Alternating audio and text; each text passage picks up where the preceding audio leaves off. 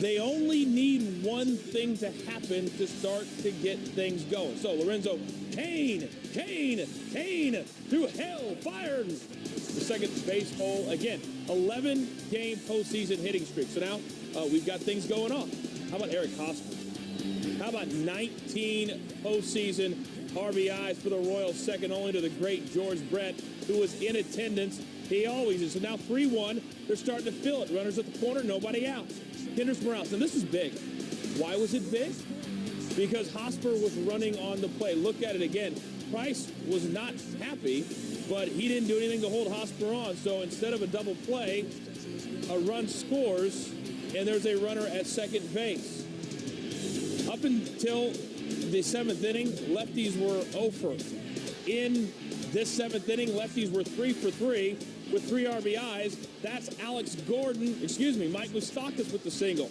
Then Alex Gordon is going to come up later in the inning, and he's going to get another hit. It was just hit after hit from the lefties, and this makes it 4-3. And you see the home crowd. It was absolutely on fire. Price, 6 2/3, 6 hits, 5 earned, 8 strikeouts, and give me a little smooch. Yeah, I thought the same thing. All right, top 9. Wade Davis. Royals up 6-3. Tying run at the plate, nobody out. Ben Revere, sit down. 1 out. Next batter, Josh Donaldson. We know he can hit it to the moon. And he doesn't. He swings through it. 2 outs. Last chance for the Blue Jays. This is the guy you want up. Batista. And off the end of the bat, and that's going to stay in the yard. And the Royals do it again. They go up 2-0 going back to Toronto. Another W. David Price. He's lost 7 straight postseason starts. That ties him with Randy Johnson for the longest streak in Major League history. The Royals bullpen, dynamite again. 3 2/3, 0 runs. It's pitching. It's timely hitting. More of the same for the American League champs. Alex Gordon on that big 5-run 7.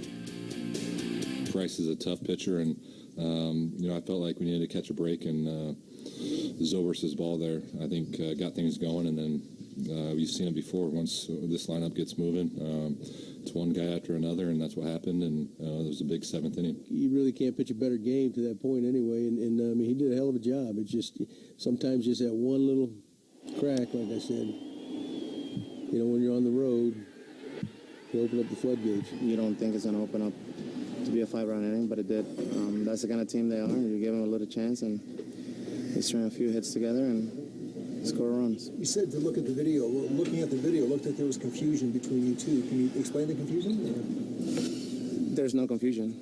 I don't know what you're talking about. We're on a mission. We're trying to get back to the World Series. We're trying to win a World Championship, but we realize it starts here, and we got to take care of business first. Okay, congrats. Oh, Britt McHenry, you got to get out of the way. All right, Dallas Braden back here on Sports Center. David Price, he allows an opening hit. Then 18 straight batters, he goes down. And then we see bottom of the 7th, that initial hit that drops. And then the changeup started to be an issue. Left-handers hitting him. Take me through what happened. Well, he's done a great job all season of using the changeup against lefties, something him and I actually sat down and talked about earlier in the year and what a success it's been for him. You talk about that second and third time through, though, as we'll see here on the tape, that's kind of what bit him. He did a great job early on, as we said, with the fastball, everything else. He actually got these lefties fishing early in the game. You see Hosmer there, Hosmer here on the changeup, down and away. He did a great job of locating after trying to run that fastball in on these guys. He used the slider away as well, but it was definitely the changeup that I took notice of early. But here later in the game, back to the well with the changeup. This one just up against Hosmer, out over the plate. Hosmer was able to handle it, hit the ball where it's pitched, didn't try to hook it or pull it or get around it, did everything he needed to do. And now here against Moose, same thing. You see 86 down in the zone, not exactly down far enough for him to get the swing and miss or the rollover he was looking for. And you got to remember, Price, this is a guy who was throwing 7% changeups last year against the lefties, doubled it this year, 15%, and we're hitting 083 against it last year and 269 this year against the changeup. So definitely an increase, but with the increase of frequency, you're going to see more contact as well. But that was the story tonight. Last year, they got it under their feet. Now they know where they're going. They're not ready to relinquish this crown. Well, tremendous effort the first 2 games. 2-0 Kansas City heading back to Toronto. Dallas Braden, thank you very much here on Sports Center. Max? Thanks, guys. So much more ground to cover on this Saturday night. Ohio State, Braxton Miller. See, it's missing. What's it missing? It's missing an L. So they fixed that. And how about the Ohio State uniforms? They're back in black. I hit the sack. I've been too long, and I'm glad to be back. Little AC/DC for your listening pleasure. As for the quarterback situation, Cardale Jones to Michael Thomas for 8 yards. They didn't really expand their passing game that much on this night. There's Miller wearing that number 1. He is the one. And they would get him involved around the horn. And right at the defenders. 12 yards. Next play, Ezekiel Elliott, again the man of the hour. Gets that handoff. Pardon me, Miller still. And then Ohio State, who trailed 3-zip, turning, and now stretching out. This is Elliott. He finished with 153 yards rushing. Ohio State pulls away. Saquon Barkley, the freshman for Penn State, had 194 yards for the Nittany Lions, but they lose by 4 touchdowns.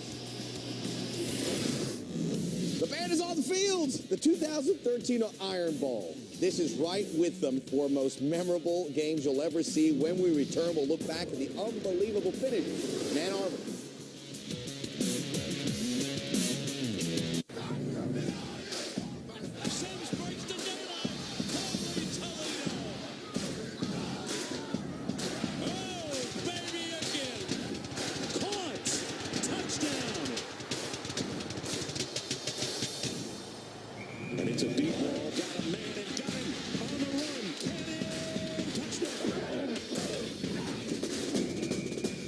Football on ESPN and ESPN2.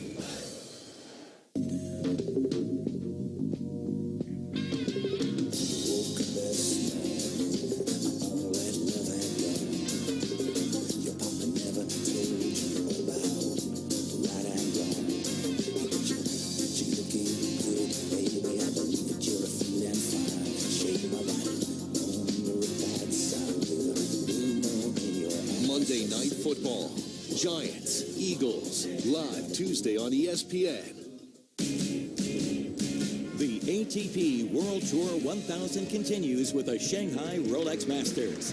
The star-studded field has put on a thrilling show for fans in China and around the world.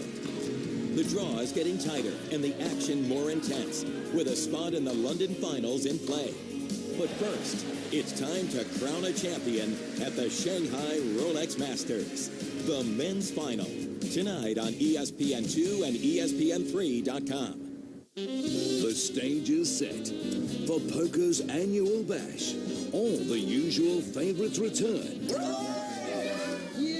Plus a whole new cast of characters. My first time in a casino. I feel like a winning player. I feel very comfortable. With an appetite for bracelets and a stack of dough. It's gotta be the year. From Las Vegas, the 2015 World Series of Poker main event, tonight on ESPN.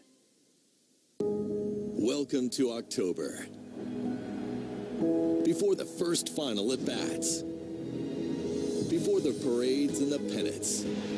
Before the gloves are traded in for mittens. Before the hardware is given out in November. Before we knew it all along. Before, wait till next year. They have to survive October. The postseason rules on ESPN. This is what you've been waiting for. It's time for legacies to be written, dynasties maintained, and MVPs to be just that. This is the start of something big. This is your game. The NBA returns October 29th on ESPN.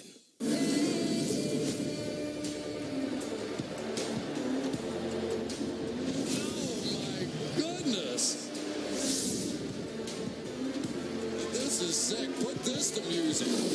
That may be the greatest catch I've ever seen. Pass is intercepted at the goal line by Malcolm Butler. Unreal.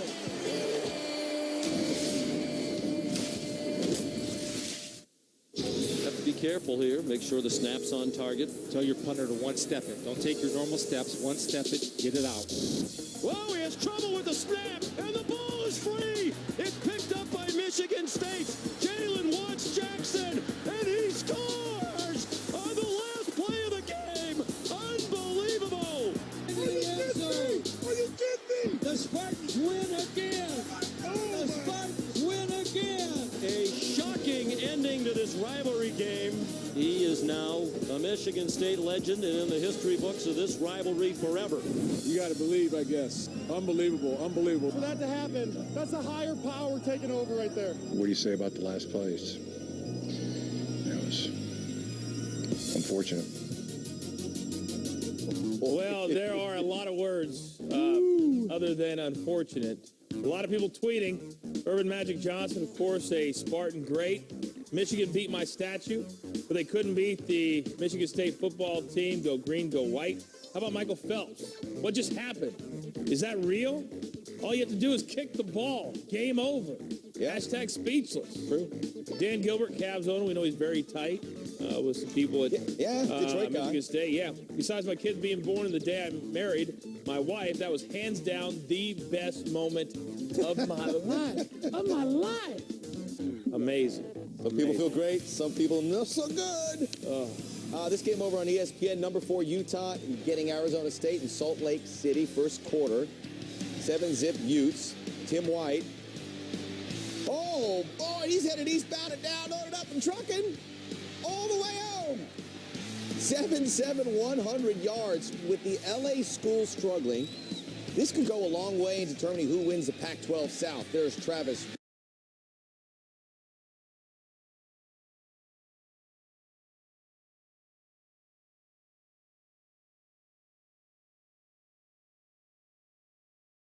Wilson for